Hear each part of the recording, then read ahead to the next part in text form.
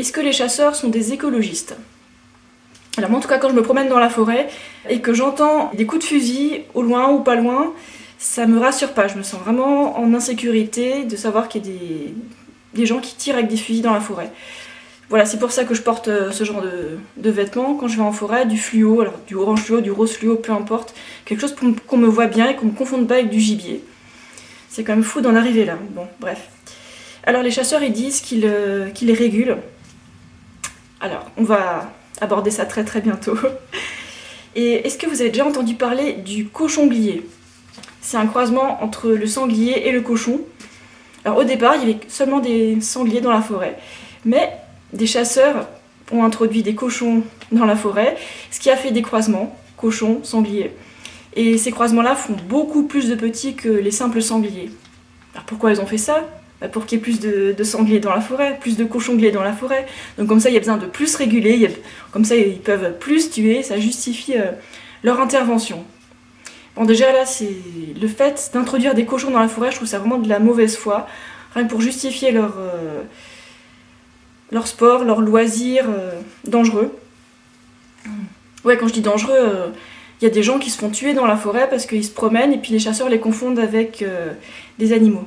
Là, je vous fais défiler quelques petits articles sur le net. Donc il y a des joggeurs, il y a des cyclistes, il y a des promeneurs qui se font tirer dessus et soit qui sont juste blessés, soit qui sont morts par un chasseur. Ensuite, est-ce que vous saviez qu'il existe des élevages de gibier de chasse? Ça paraît un peu antinomique, mais en fait il existe des élevages donc, qui élèvent des faisans et d'autres animaux de gibier. Puis les chasseurs achètent ces gibiers d'élevage et les relâchent dans la forêt, et puis après ils leur tirent dessus. C'est vraiment un sport très bizarre la chasse. Et là encore une fois, les chasseurs ne régulent pas, ils introduisent des populations de gibier dans la forêt pour pouvoir les tuer. Mais c'est pas tout. Ils nourrissent aussi le gibier. Je sais pas si en vous promenant en forêt, vous êtes déjà tombé sur ce genre de dispositif pour nourrir les animaux. Alors voilà, là c'est du maïs, je l'ai filmé. C'est pas la première fois que je vois quelque chose comme ça en forêt. En général, c'est un peu caché, c'est pas sur les chemins principaux. Mais bon, quand on se promène un peu, c'est le genre de choses qu'on peut voir. Et quand les animaux ont davantage à manger, ils se reproduisent davantage, et c'est logique. Donc comme ça, les chasseurs ont davantage de gibier à tuer, ça les arrange bien. Et là, c'est toujours pas de la régulation, ils perturbent les populations d'animaux, et puis comme ça justifie leur pratique de chasse. Pour l'anecdote, le canton de Genève a interdit la chasse depuis 25 ans, et il n'y a pas de problème de surpopulation des espèces.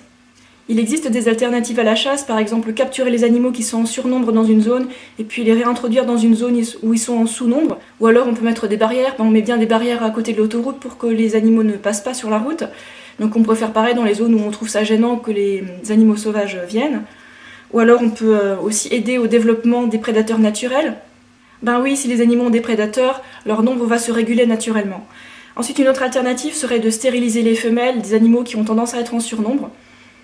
D'ailleurs, je pense aussi qu'il faudrait stériliser un maximum de chats et de chiens qui sont en surnombre. Bah oui, on a fait des élevages de chats et de chiens pour en avoir plein dans les maisons, et il y en a beaucoup trop. Je pense que pour les espèces qui ne sont pas menacées mais qui sont en surnombre, on devrait vraiment envisager la stérilisation. Prévenir plutôt que guérir, ce serait bien, déjà ce serait moins dangereux pour tous les gens qui se promènent dans la forêt. Et par exemple, les chats et les chiens ils sont en surnombre et on les chasse pas. Ça viendrait à l'esprit de personne de sortir le fusil et de tirer sur un chien dans la rue, un chien errant, parce qu'il est en surnombre. Voilà, on va pas le faire. Alors le prétexte de la régulation des espèces, j'y crois pas trop. En tout cas, si c'était utilisé en dernier recours, ça se passerait pas comme ça. Là, la chasse, c'est juste un sport, et puis donc vous voyez, ils nourrissent le gibier, ils introduisent du gibier d'élevage dans la forêt. C'est pas logique. Le truc, c'est que le lobby des chasseurs est puissant, et pourtant ils sont une minorité, ils sont moins de 2% de la population de France à être inscrits au registre de la chasse. Et pourtant, les députés leur obéissent, et c'est n'importe quoi. Je sais pas comment vous voyez les choses, mais je trouve que la démarche des chasseurs va totalement à l'encontre de l'écologie et de la sécurité.